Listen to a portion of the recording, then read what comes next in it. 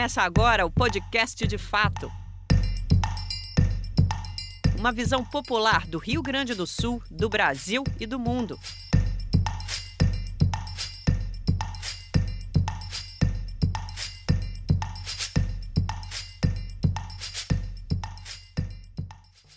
Olá, estamos entrando no ar com o podcast De Fato, uma produção do Brasil de Fato do Rio Grande do Sul, em parceria com o Sindicato dos Bancários de Porto Alegre e região, gravado no Estúdio Hall, diretamente do Centro Histórico de Porto Alegre.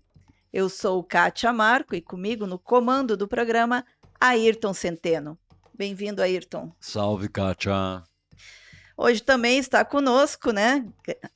Finalmente está conosco o nosso comentarista, Dão Real Pereira dos Santos. Já estava com saudade, Kátia. Muita, Dão. Né? Hoje vamos continuar falando daquilo que é uma imposição determinada pela gravidade dos fatos. Ou seja, vamos falar daquilo que continua sendo, um mês depois do começo dos eventos, o tema central das discussões no Rio Grande do Sul e no Brasil. Vamos falar da enchente, da catástrofe. Vamos falar especialmente do que ocorreu com Porto Alegre. Uma capital com 1,5 milhão de habitantes e que entrou em colapso como nunca na sua história. O nosso convidado de hoje conhece o tema por dentro. Dirigiu o Departamento de Esgotos Pluviais, o DEP, extinto em 2017, e que tanta falta faz agora. Especialista em planejamento energético e ambiental, também foi presidente da antiga CE. É um dos 48 nomes que assina a manifestação aos porto-alegrenses sobre o sistema de proteção contra inundações de Porto Alegre. Muito bem-vindo, engenheiro Vicente Halber.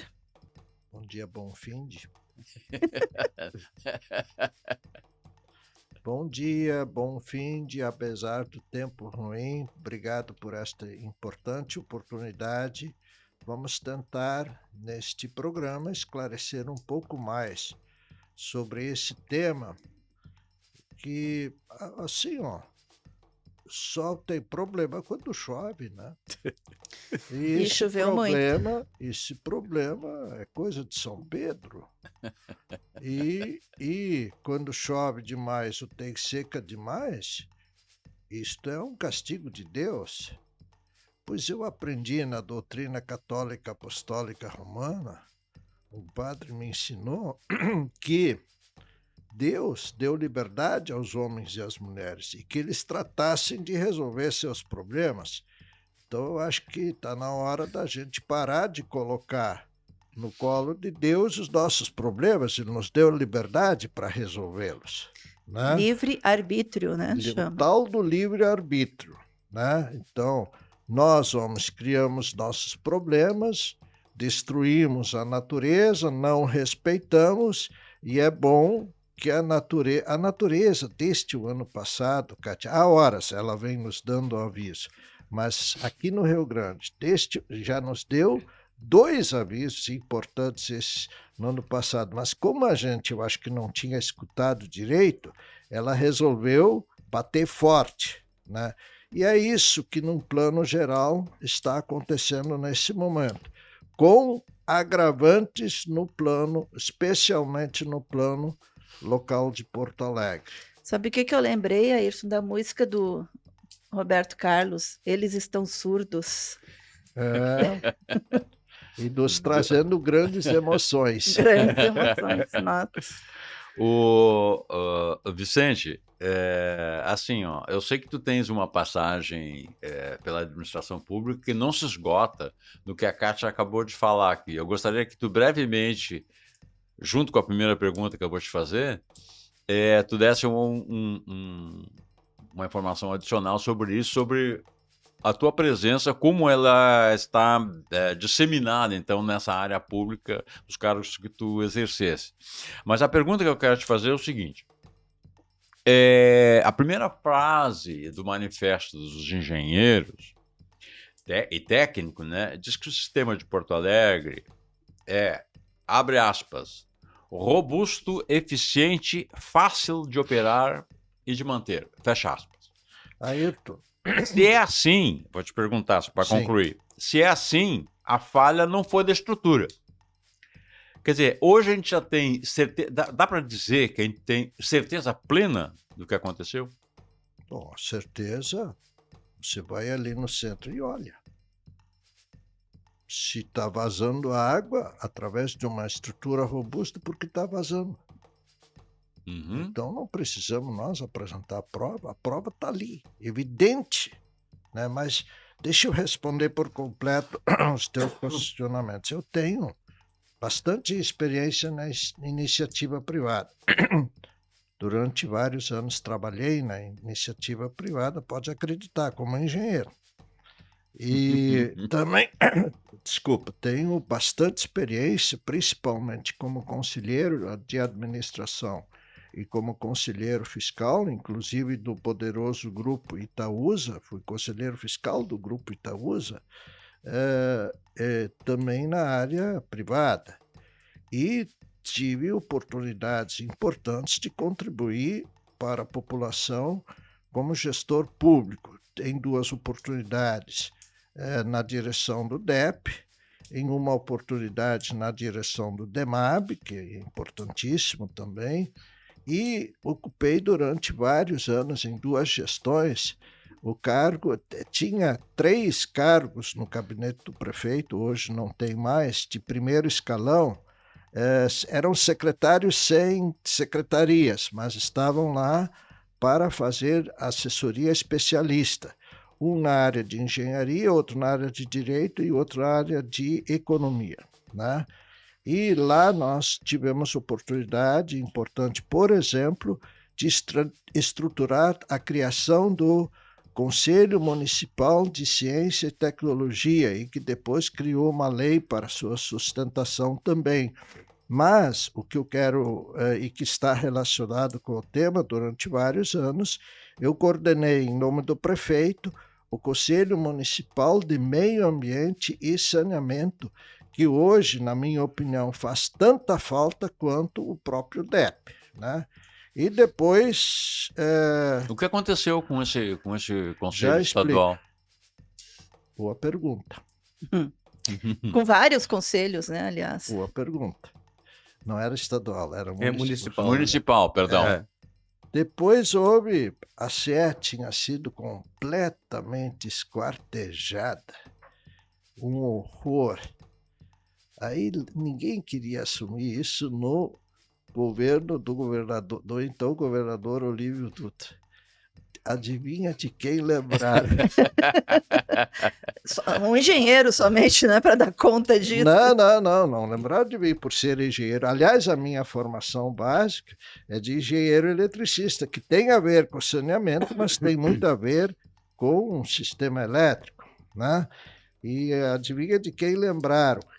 E também lembraram de uma senhora muito experiente, muito capaz, que foi, então, naquele momento, secretária de Minas e Energia do Rio Grande do Sul. E depois foi além. E depois foi além, dirigiu o Ministério e a Presidência da República e, desgraçadamente, para o Brasil, foi a peada do poder, como se diria aqui do Rio Grande. Então, dirigia a CE, depois a própria Dilma fez questão que eu fosse participar da direção da Petrobras, aqui em Canoas, dirigindo a então subsidiária Alberto Pasqualini Refap Sociedade Anônima. Ainda participei da direção da empresa de petroquímica Inova, e em todos esses cargos eu não parava de brigar com os bancos. Aí o Tarso Genro me botou na direção de um deles, que foi o Banrisul. Então vocês podem ver que eu já sofri muito. O dia que eu morrer, o São Pedro vai olhar para mim e vai dizer assim, mas tchê, tu aprontou algumas, né? Aí eu vou puxar essas fichas, sim, tá certo, mas olha aqui, ó. Tive que ser 2 vezes o culpado dos alagamentos em Porto Alegre, eu tive que enfrentar o problema da habitação, da energia elétrica, do petróleo. Eu acho que eu ainda tenho chance. Mas, assim, a pergunta, este sistema Porque a tragédia foi maior e podia ter sido, em grande parte, evitada em Porto Alegre. Porque nós temos o privilégio de... Eu queria que desse um close no meu livro, se é possível, no Prevenir é o Melhor Remédio. Ali tem a foto do mercado público de 1941. A partir disso, o extinto DNUS, que foi extinto pelo então caçador de Marajás, lá das Alagoas, porque lá tinha corrupção. Corrupção é um crime que você tem que combater, esteja ele onde estiver e seja do naipe que for.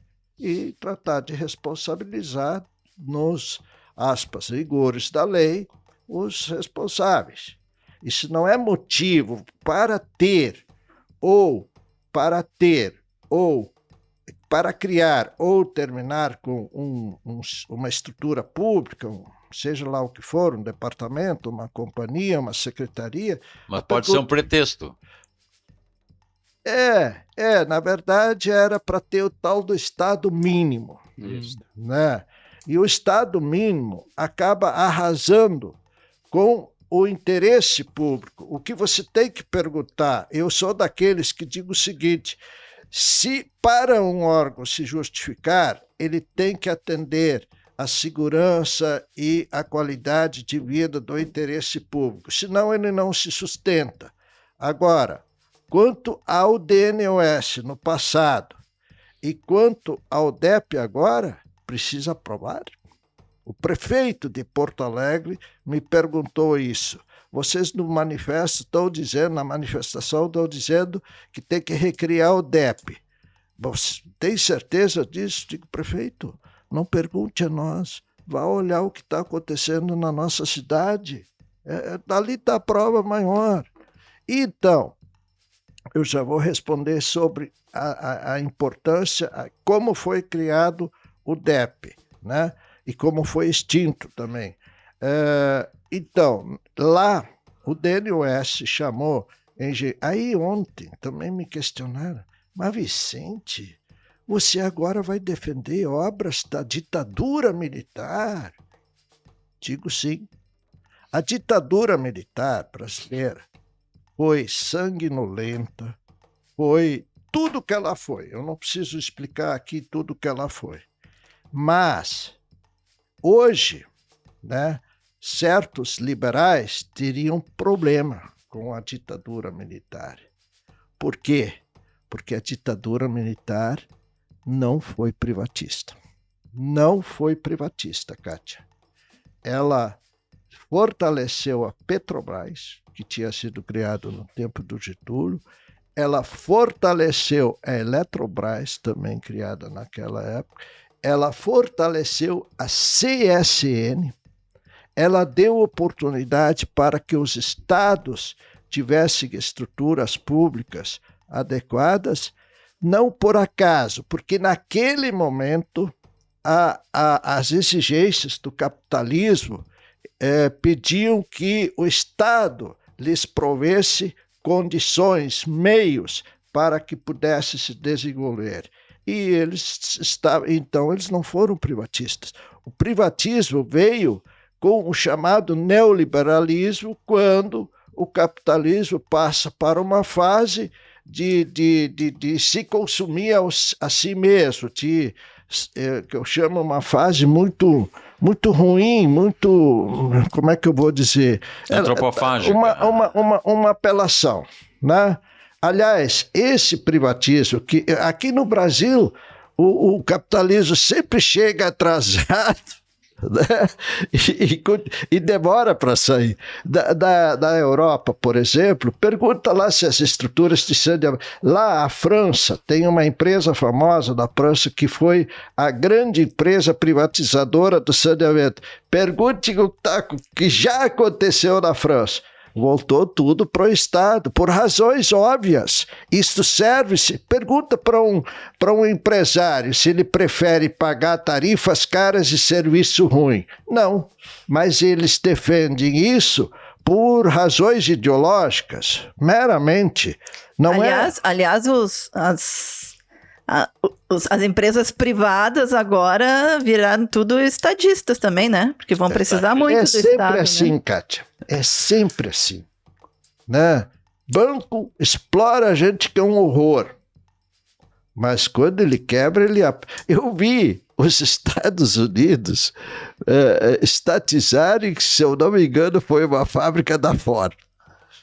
Isso, quando eles vão à breca, eles apelam ligeirinho para o Estado. Então, isso tudo é vamos dar um nome para isso, é capitalismo atrasado. Simples assim.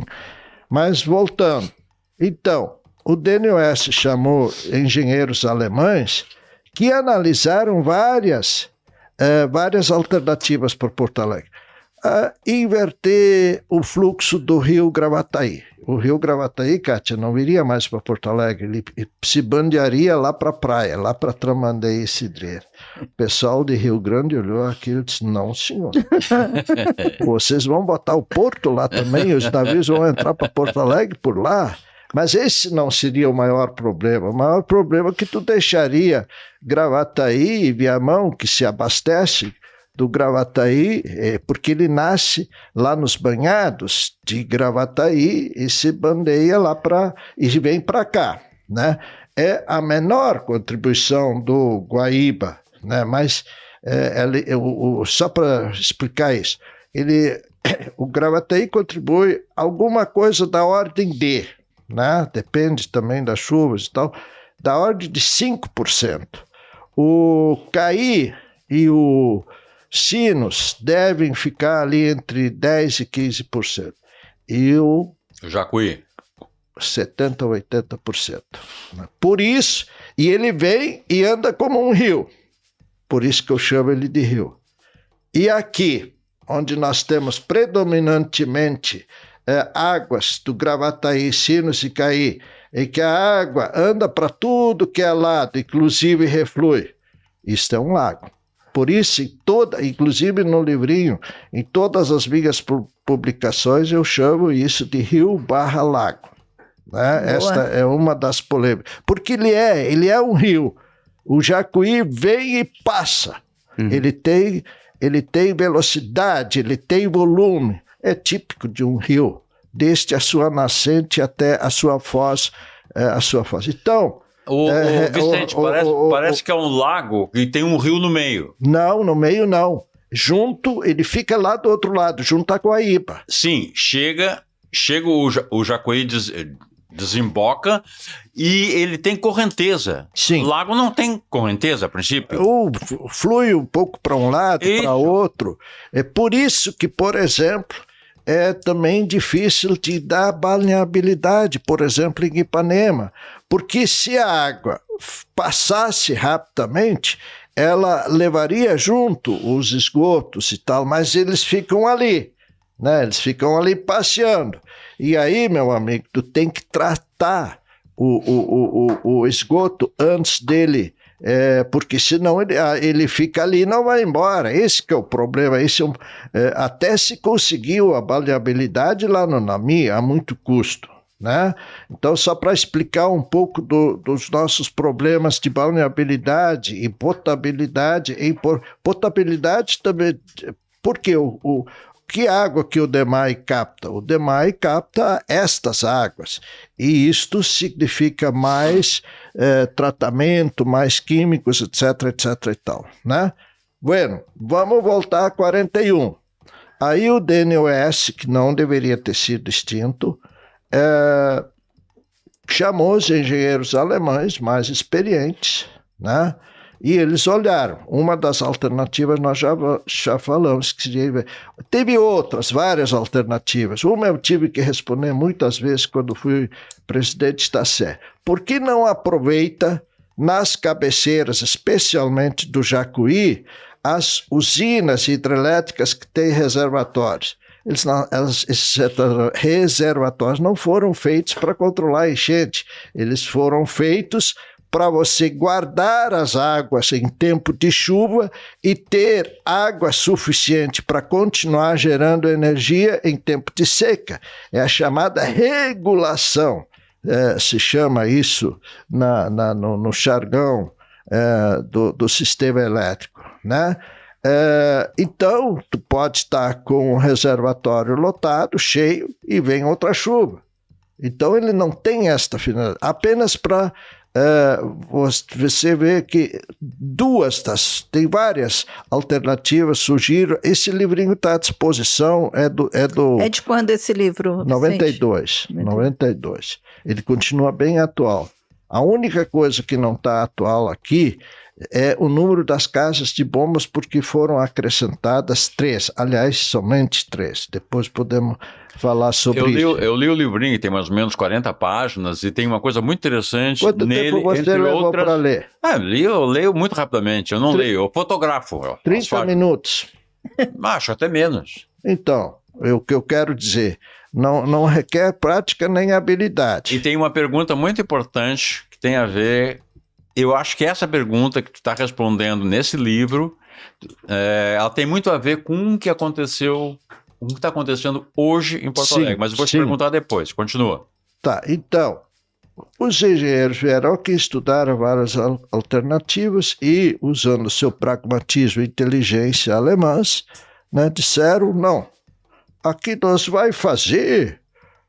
coisa simples que tem no mundo inteiro, lá na Holanda, por exemplo. A gente usa, já tem avenidas, então a gente levanta um pouco essas avenidas, fazem enrocamento dentro delas, significa não deixar passar, não deixar penetrar a água na avenida, e onde tiver que abrir, bota com porta, vê como fecha, como abre.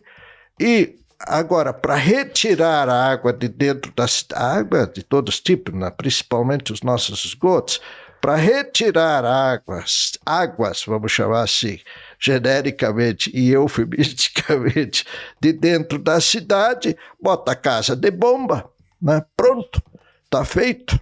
Né? Agora... vocês fazem aí os projetos, desenhos executivos que vocês sabem fazer. Então, desde a Avenida Assis Brasil, no cruzamento com a Freeway, então tu tens Freeway, Castelo Branco, Beira Rio e Diário de Notícias. Vai até o Morro da Assunção e Cabosque. De lá para o sul, não tem mais sistema de proteção. Não ficou um buraco aí no meio?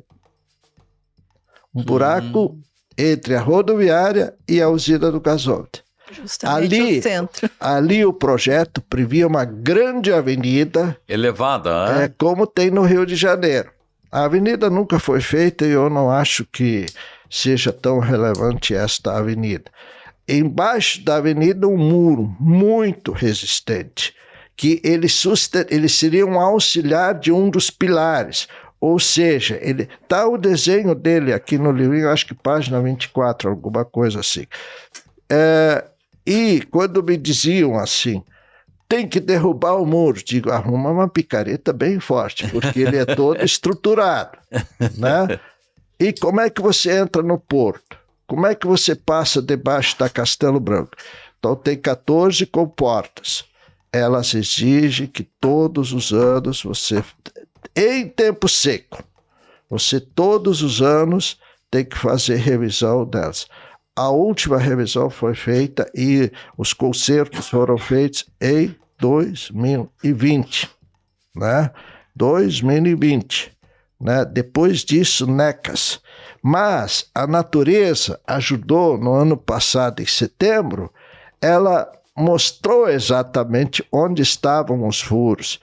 Nas casas de bombas, no nível mais abaixo, também tem comportas. Né? Como é que opera a casa de bombas? Operador 24 horas por dia. O Guaíba levanta e ali ele entra mais rapidamente, vai lá e fecha a comporta, tranca. Bom, agora eu preciso bombear para fora todas as águas e as águas que vêm vindo. E nessas águas vem muito lixo.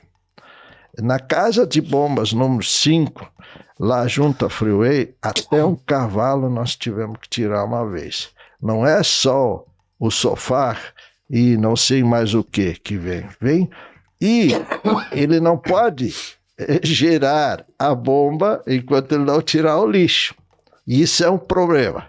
Às vezes ele está um pouco sonolento ali, começa uma chuvarada forte, e aí vem todo aquele lixo, ele tem que correr lá para tirar o lixo, demora meia hora. E aí, por exemplo, se for na Vila Farrapos, já está tudo inundado. É uma espécie de basculante, essa comporta. É uma basculante. É uma basculante. É assim. uma basculante. É para sair, levanta e é sai. uma basculante. A hora que o rio vai entrar, baixa. Como se fosse a caçamba de um caminhão que você levanta e derruba a areia. Vicente, teria alguma coisa que poderia ter sido feito da cheia do ano passado para essa de agora? Deveria. Porque já que não estavam fazendo as revisões, tudo indica que não estavam. A única prova que se tem foi de reforma, foi em 2020, e tudo indica que talvez até tenham feito, mas se fizeram muito pouco, porque quando você vai fazer manutenção, você tem problema de porta na sua casa, Kátia, chama o marceneiro. Aí ele diz assim, mas dona Kátia, eu tentei aqui endireitar, tá meio quebrado isso aqui. Aí o que você diz? Então, veja lá uma porta nova, veja quanto custa uma porta nova. Então, se havia alguma comporta nessas condições, vai trocar, né? Aí a manutenção bem feita é assim que se faz, não é assim que se faz em tudo, na nossa casa, onde for, né? A gente vê se aquele equipamento tem lá um rádio. Ele está todo ruim, não sintoniza mais, né? Leva para o conserto, aí o cara quer te cobrar R$300. Eu disse, não, eu vou comprar o rádio novo por 100, né? Entende? Então é assim que se faz manutenção bem feita. Isto não foi feito, mesmo que a natureza tenha feito o diagnóstico. Para contratar precisa fazer as especificações. Vai lá, durante aquele evento de setembro do ano passado, pega, fotografa e faz, né? Em uma semana, eu quero falar dos prazos. Em uma semana, sem correria, você faz isso. Então. É uma emergência. Então contrata emergencialmente, tu leva uma semana para contratar e mas leva isso não foi feito, não foi considerado uma emergência. Isso é interessante, né? Mas, mas ainda que fosse contratado, não pelo regime de emergência, pelo regime normal, tu faz uma licitação em 30 dias. Daria tempo. Sim. Ainda que, né? E isso não foi feito. Também se tem dito, eu quero explicar isso. Mas não foi só Porto Alegre que extravasou, Canoas, não. Os elementos que tem lá em Canoas, dique, casa de bombas e tal, aí nós teríamos que analisar mais adequadamente cada situação, né? Canoas, São Leopoldo, aliás, São Leopoldo está dando um show de como enfrentar o problema, né? Lá está se fazendo o que deveria ter sido feito aqui, quando a cidade já estava inundada, ou impedindo, ainda que estes concertos não tivessem sido feitos, lá São Leopoldo tratou de fazer, né? Apenas para citar. Agora e ainda em Novo Hamburgo, né? Sim, esses sistemas, eles usam elementos do que os alemães, né, corretamente e inteligentemente nos propuseram, né, o que tornou o sistema robusto, simples, fácil de operar e fácil de manter, né? Então ele é assim desde a concepção no início, não tem erro de projeto, não tem. Porque as bombas tinham que estar mais acima para que elas não inundassem. Ora, que bobagem é essa? Por que elas estão inundadas? Porque elas não bombearam. Não bombearam porque foram inundadas. E estão inundadas porque não bombearam. Então tu tem que romper com esse círculo vicioso. Tu tem que eliminar o vazamento. Tu tem que fazer tu tem que cercar as bombas e tirar a água lá de dentro, fazer uma secadeira. Foi feito em várias estações, principalmente nas estações de bombeamento de água bruta para o tratamento. É isso que tu tem que fazer. Podia ter sido feito desde o início, não foi. Por isso que nós fizemos a manifestação. Ficamos indignados com o que nós víamos, ficamos indignados com o que nós não estávamos vendo acontecer. Vamos dar uma contribuição para a cidade. Fizemos um diagnóstico e medidas para quando a cidade ainda estivesse inundada e medidas para logo após. Então não é um manifesto para a disputa eleitoral. Nada a ver, nada a ver. Né? Ele é um manifesto, é uma contribuição do nosso conhecimento, da nossa experiência para ajudar a resolver o problema que estava diante de nós. E os sistemas de Canoas, São Leopoldo e demais cidades, eles usam também comportas, casas de bomba, diques, mas numa dimensão bem menor, menos robusta, né? E portanto, o que sugerimos, uma das medidas que nós sugerimos para as águas, que imediatamente se revise um plano já existente feito pela Metroplan, que vai nas bacias dos Sinos, do Gravataí e ainda aborda um arroio importante, a divisa de Alvorada com Porto Alegre, que é o Feijão, que a cada chuva maior causa problemas tanto em Alvorada como em Porto Alegre e que é afluente do Gravataí. Então estas 3 bacias já tem plano, pode contratar amanhã.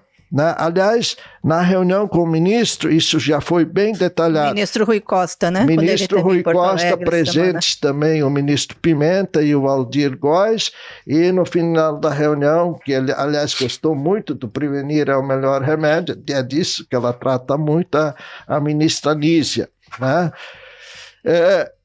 O sul de Porto Alegre e outras regiões, as bacias do Jacuí, né? Que faltou aí? Caí, tem que ser contempladas também, mas não tem estudo pronto. Bom, então vamos fazer em 2 fases. O que tem plano, vamos tocar de imediato, e o que não tem plano, vamos estudar, vamos projetar. Né? Pois é, Vicente, o ministro anunciou, né, justamente na coletiva, que a ideia é trabalhar um sistema para toda a região metropolitana de forma conjunta. Eu vou ler. Ele anunciou, eu acho que ele tinha lido o nosso... Aliás, a primeira coisa que nós fizemos foi passar para o ministro Pimenta, que, aliás, disse que ia mostrar para o presidente Lula e comentar com ele. E eles, das suas manifestações, têm dito coisas textuais que estão escritas aqui.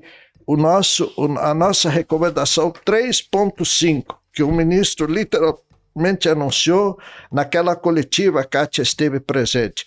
Então, aqui diz assim: estudar a ampliação e o aperfeiçoamento a nível estadual de alternativas para os sistemas de proteção contra inundações, em especial, no nosso caso, considerando a região metropolitana de Porto Alegre. Esse sistema que nós estamos dizendo que é robusto, mas ele não é completo, não pega a região sul. Tem que alterar algumas coisas, por exemplo, melhorar o dique lá de Sarandi. O dique do Sarandi não está funcionando, sabe por quê? Porque ele foi deteriorado, faz anos isso. Né? E água mole, principalmente pressionada, em dique duro, tanto faz até que fura. Foi isso que aconteceu lá. Então, fazer ele inteiro de novo, o sistema, ampliar. A Kátia já me disse que ela vai defender muro lá em Ipanema. Eu acho que eu vou fazer um acordo. Vicente, tu não faz isso comigo? Qual é o problema? Lá na Holanda, cara, tem um muro que sobe e desce todo dia. Ele entra para a terra quando... lá é o mar que invade. Ele entra para a terra quando a maré baixa. A própria maré comanda e ele tem manutenção Olha aí. permanente. Então tá, esse eu defendo. Então. Ele desce, mas tu não tem maré subindo. Do lago, ali é lago, não é rio. Mas eu vou fazer um acordo com a Ayrton, nós vamos defender o seguinte, Ayrton. Nós vamos estudar elevar a cota da Avenida Guaíba. Ah, tá resolvido. Não sei. Não sei. A gente pode ter ideias maravilhosas. Aliás, ideias maravilhosas têm surgido aos montes. Depois eu vou comentar o quanto elas são tiro no pé, né? Nós temos aqui em Porto Alegre, assim como nós temos um sistema robusto de proteção contra inundações, nós temos o melhor Instituto de Pesquisas Hidráulicas do Brasil. O que eles fazem? Eles levam para a bancada, tu tem uma ideia, eles fazem um modelo reduzido desta ideia. Isso é prática comum em laboratório. Tu faz, como é que vai funcionar essa minha ideia maravilhosa aqui? Tu faz um modelo reduzido e aí tu põe mais água, menos água e vê qual é a resposta, né? Então, se nós vamos levar... É bom a gente ver lá com a turma da URC se isso vai funcionar direitinho. Roda nos meios sociais aí um vídeo. Senhor governador, nos mande não sei quantas máquinas, vamos abrir aqui. Não sei se lá por TAPES ou São Lourenço. Vamos abrir aqui a passagem da lagoa, aí a água escoa mais rapidamente. Será? Veja, aqui entre a usina do gasômetro e a Ilha da Pintada é o ponto mais estreito. É ali que a água levanta mais, mas também passa mais rápido. Quando chega em Ipanema, sorte de Ipanema e da região sul, espraia. Olha a diferença da largura deste rio-lago entre Ipanema e Guaíba. É 5, 6, 7 vezes a largura dessa passagem junto aqui à usina do gasômetro. O que acontece? A água baixa e reduz a velocidade. Então, e pior, quando você baixa as águas da Lagoa dos Patos, quem entra? O mar. O oceano. Eu já vi o Atlântico chegar perto de Barra do Ribeiro. Eu estive, na época, em Tapes e em São Lourenço, passando alguns dias. Aliás, são maravilhosas essas praias, né? E, Kátia, a água estava mais limpa do que aquelas águas que a gente pega lá em Santa Catarina. É mesmo? Só que daí eu passava a mão na água e lambia. Os sanitaristas fazem isso comumente, né? Saloba, completamente saloba. E aí nós vamos baixar mais ainda, alargar mais ainda. Não pode vir água salgada para Porto Alegre? Não, nós vamos beber água salgada? Então, senhoras e senhores, muito cuidado com essas. Nós temos aqui o melhor Instituto de Pesquisas Hidráulicas. Ora, deixa lá o pessoal simular. Outra ideia maravilhosa. Problemas de saneamento, como é que você resolve?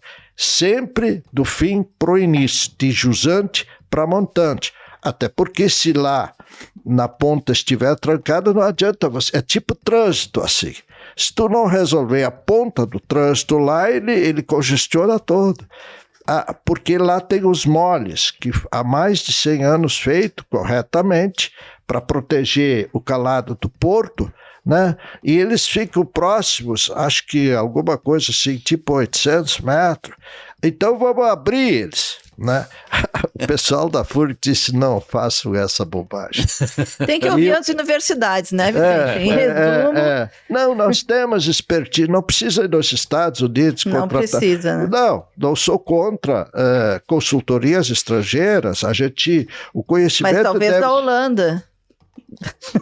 Não, e nem os alemães que já estiveram aqui, Não sou contra o conhecimento internacional, seria um absurdo, eu não sou negacionista, né? Mas nós temos mais do que expertise suficiente para resolver esses nossos problemas. Podemos trocar uma ideia com eles, de repente a gente aperfeiçoa alguma coisa, né? Mas o que eu quero dizer é isso, cuidado com as ideias geniais, né? Elas podem ser um tiro no pé.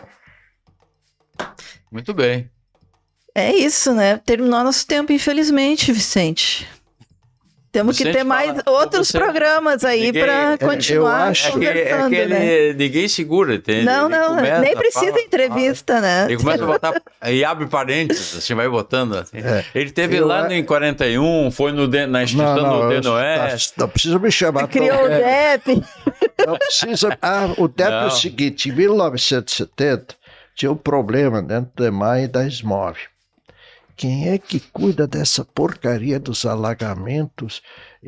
Bom, aí criaram a Comissão de Águas Pluviais. A Comissão de Águas Pluviais. Chegaram a uma brilhante conclusão: vamos criar um departamento específico para isso, de primeiro escalão, ligado diretamente ao prefeito. E nós tínhamos este privilégio, éramos o único departamento de primeiro escalão no Brasil. Aí veio a modernidade. Temos que reduzir o Estado mínimo. Manda essa porcaria para o DEMAI.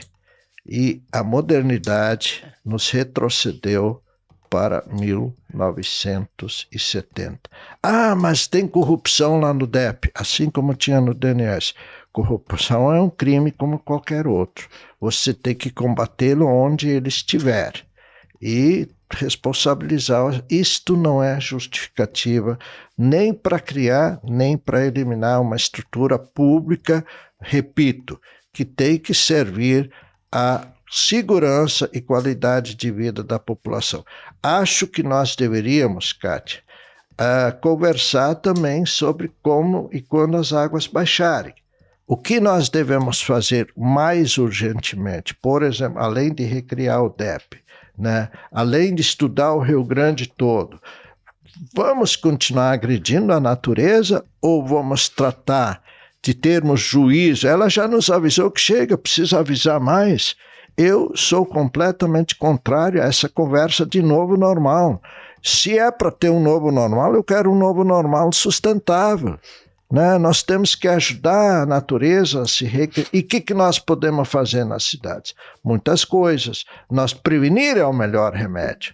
Os alagamentos, em grande parte, você cuidando do lixo, cuidando das áreas verdes, terra nua é uma palavra muito feia, porque a terra nua é arrastada, degrada exatamente os terrenos, seja público ou privado. Vai assorear o rio. Vai assorear o rio, vai entupir os canos, depois vai assorear o rio e gasta muito dinheiro. Ali se gasta, nas minhas gestões, por exemplo, a gente tinha altos investimentos, enterramos 14 ginásios de Zorinha em galerias e canos. Não só enterrávamos canos, fizemos o programa Arroio Não é Valão, justamente para interagir com a população, para que ela não entregasse o lixo para os arroios via pluvial, e sim para os caminhões do DMLU, para que ela cuidasse das áreas verdes, para que não deixasse terra nua, planta lá qualquer coisa, porque essa planta também vai captar os gases de efeito estufa e vai reduzir esse problema, porque esse problema, ainda que os negacionistas digam que isso acontece periodicamente, vamos negar os negacionistas, né? Então, eu acho, Kátia, esse debate ele é fundamental e necessário. Aliás, esse debate do lixo, né? A gente vai ter que fazer aqui em algum momento também, porque para onde vai essa tonelada o lixo? O lixo. Porque o que acontece quando entram esgotos da água? Eles se degradam, a água tenta tratar eles. E para tratar, o que ela faz? Ela faz isso com oxigênio. Ela rouba o oxigênio de quem? dos peixinhos e das plantas, né? Os lixos, eles têm capacidade de roubar oxigênio 33 vezes maior do que o esgoto sanitário. Nossa. O Kátia, antes de encaminhar já um encerramento... A gente está terminando.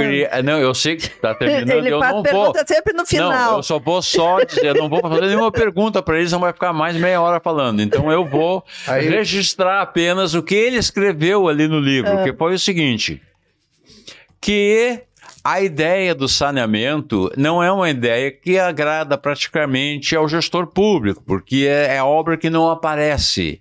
E tu acabaste de dizer que em saneamento vocês enterraram o equivalente a 14 ginásios. Só na minha gestão. Só na tua gestão. Na primeira gestão. Só. Tesourinha.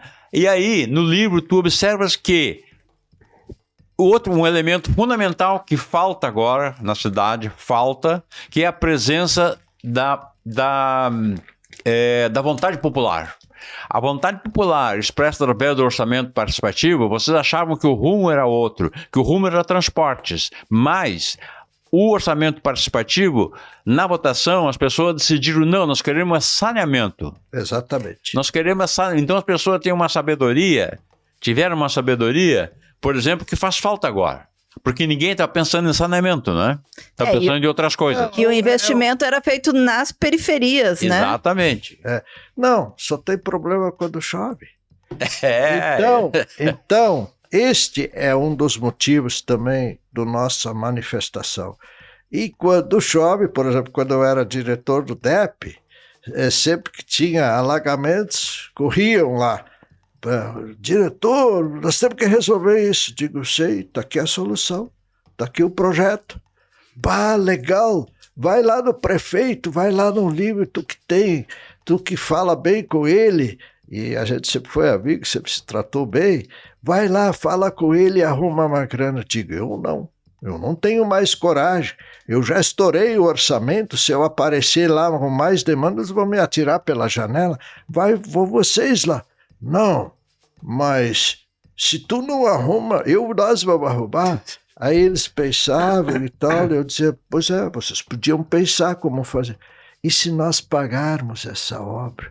Digo, bueno, a gente fiscaliza, vocês fazem, e vocês resolvem o problema de vocês.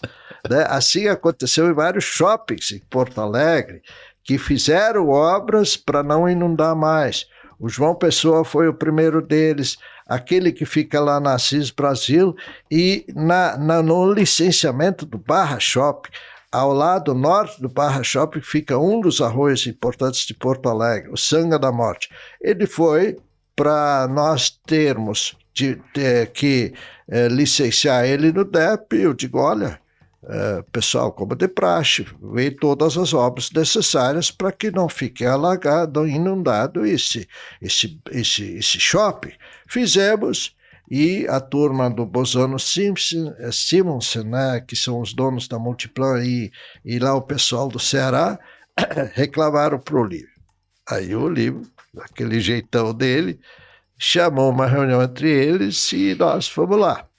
E aí abriu a palavra, eles reclamaram, nos xingaram, que nós queríamos o quê? Resolver nossos problemas à custa deles, não sei mais o que.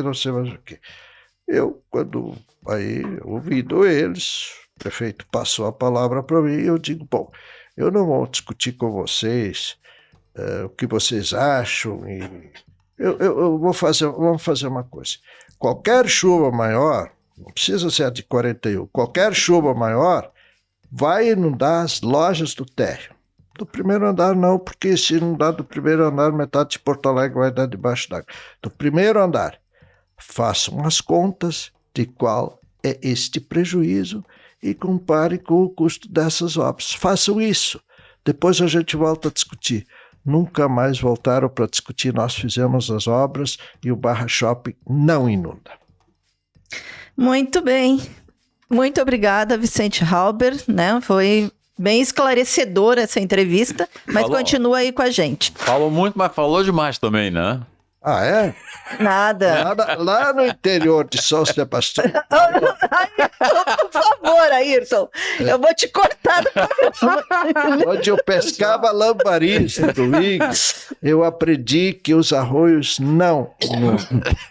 Você tem que tratar bem deles. Gente, curte o programa, comenta, manda suas sugestões, compartilha e apoia o Brasil de Fato. Apoia a comunicação popular. Entra lá no nosso site, brasildefators.com.br e acompanha a nossa campanha no Apoia-se. É apoia-se.se/Brasil de Fato RS _enchentes. Uma campanha emergencial para nos ajudar a cobrir esse momento, né, de catástrofe no Rio Grande do Sul.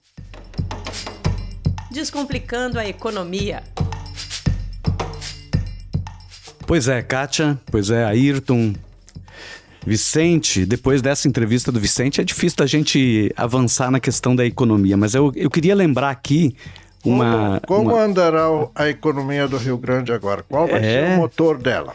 Pois é uma grande pergunta essa. A reconstrução. A reconstrução do Estado, né? As guerras geram muita economia e muitos lucros. Primeiro para as indústrias bélicas e depois para as empreiteiras, e a engenheirada tem que ajudar nisso. Os engenheiros vão ganhar dinheiro. Eles sempre ganham, né?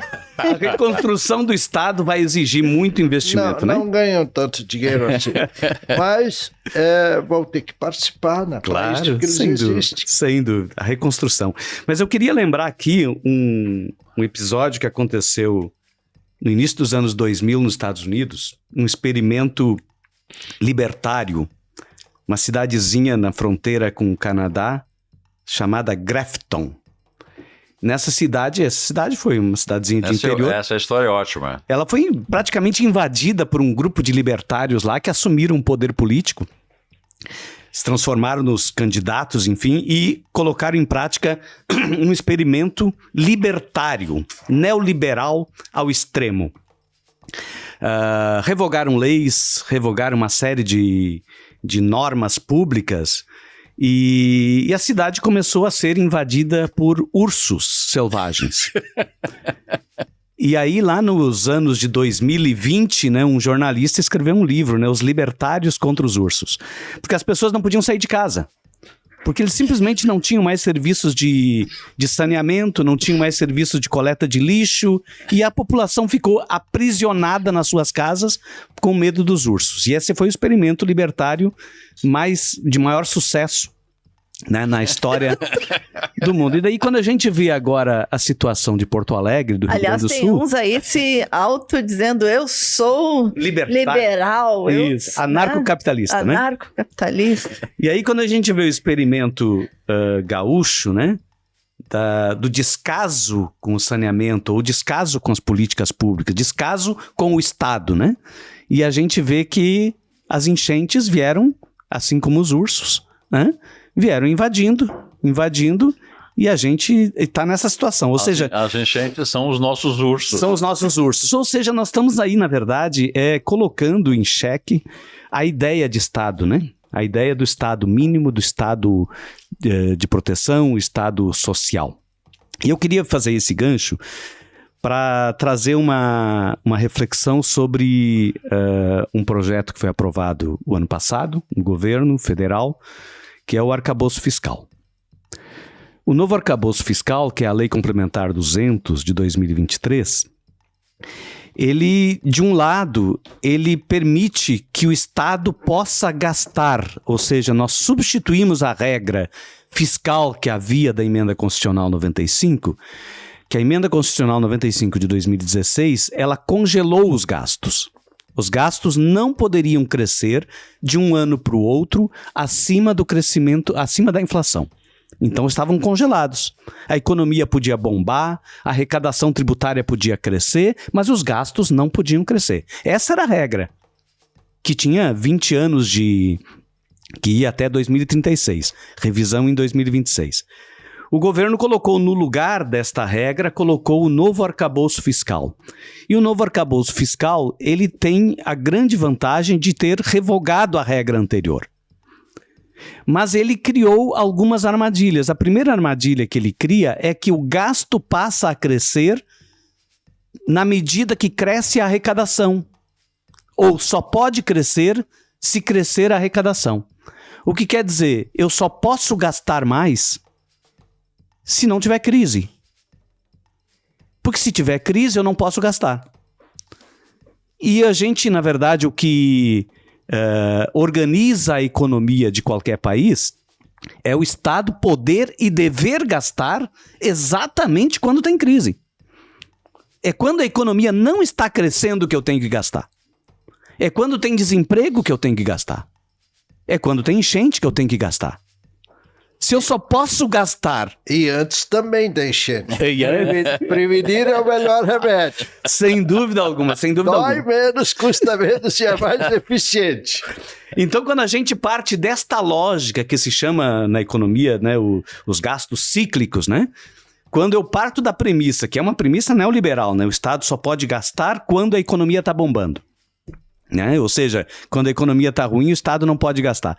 Esta lógica, ela está dentro do arcabouço fiscal e ela impede o Estado de gastar a menos... Por exemplo, para a União colocar dinheiro aqui no Rio Grande do Sul agora para cobrir, né, todos esses danos que estão da reconstrução do Estado, ele vai ter que enfrentar primeiro o limite imposto pelo arcabouço fiscal. É a sinuca que nós É a sinuca. Além desta sinuca, existem alguns gastos que são gastos obrigatórios. Por exemplo, saúde e educação são gastos obrigatórios. Tem um piso constitucional. Não pode gastar menos do que aquele piso. E é um piso vinculado à receita. Se a receita cresce, eu tenho que fazer crescer os gastos com saúde e educação. Um outro gasto também muito relevante da União e que também cresce com o aumento da receita é o gasto previdenciário. Mais de 70% do gasto previdenciário é vinculado ao salário mínimo. Se eu tenho uma política de valorização do salário mínimo, esse gasto cresce à medida que valoriza o salário mínimo. Então, mais de 60% dos gastos federais crescem na medida que cresce a arrecadação. Só que o arcabouço diz assim, os gastos não podem crescer mais do que 2,5% por ano. O que quer dizer, se a arrecadação cresce, vamos imaginar que a economia retome, né? E começou já a retomar em alguma medida, a economia começa a retomar, a arrecadação começa a crescer, e aí o gasto com saúde e educação vão crescendo, gasto com previdência vão crescendo, só que o limite de crescimento dos gastos gerais é 2,5%. Isso vai fazer com que os demais 40% dos gastos precisem ser reduzidos para que o 2,5% não seja ultrapassado. Ou seja, se não modificar a legislação do arcabouço fiscal aprovada no final do ano passado, da Lei Complementar 200, se não modificar a regra, há uma tendência muito forte para três caminhos. Primeiro, acabar com o piso de saúde e educação.